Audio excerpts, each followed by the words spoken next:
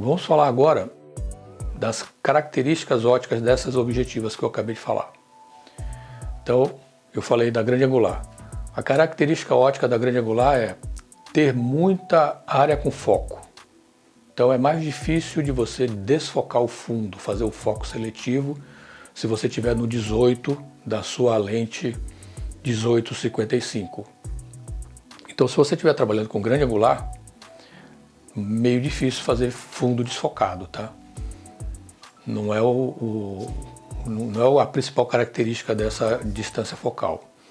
A outra coisa, você vai ter alguma distorção. As linhas vão ficar meio tortas, dependendo do ângulo que você usar a tua câmera. Ok? Então a gente tem que tomar muito cuidado com o grande angular, que é a objetiva mais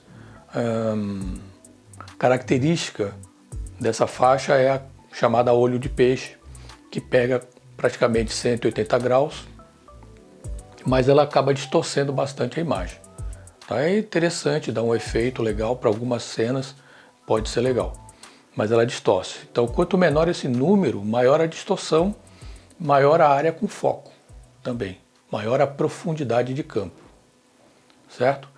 E aí você também tem uma sensação de expansão do espaço. As coisas parecem que são maiores, os espaços parecem que são maiores. Um apartamento, por exemplo, vai parecer que a sala é maior, o quarto, tudo, porque ela afasta para poder mostrar um ângulo maior. Essa é a grande angular, característica óptica da grande angular. A objetiva considerada normal, a característica óptica dela é ser normal. Então, do jeito que você vê a cena, é como você vai gravar com essa objetiva ou com essa distância focal, certo? Então, a característica dela é mostrar o mundo como é, exatamente como é, sem distorção. Se você quer fazer um trabalho em que as dimensões do assunto, que você não pode ter muita distorção, é interessante trabalhar nessa faixa aí da objetiva normal. Depois então a gente vai para as teleobjetivas, e aí a característica óptica da teleobjetiva é o oposto da grande angular. Você tem um ângulo mais fechado, tá? Ampliação das imagens e compactação dos planos.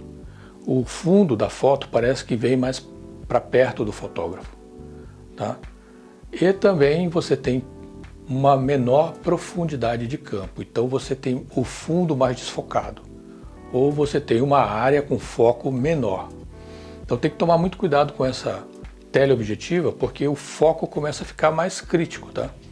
Então é legal que você desfoca o fundo, mas se você estiver fotografando uma pessoa e está muito desfocado, de repente o foco do rosto da pessoa não vai ficar 100%.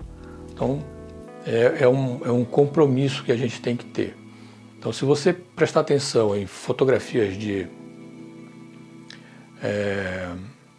esporte ou de animais, vida selvagem, que estão aproximando, você vai ver que normalmente o foco está numa parte pequena do animal, tá? Na cabeça, de preferência no olho, mas assim, um pouquinho para trás da cabeça já não tem tanto foco.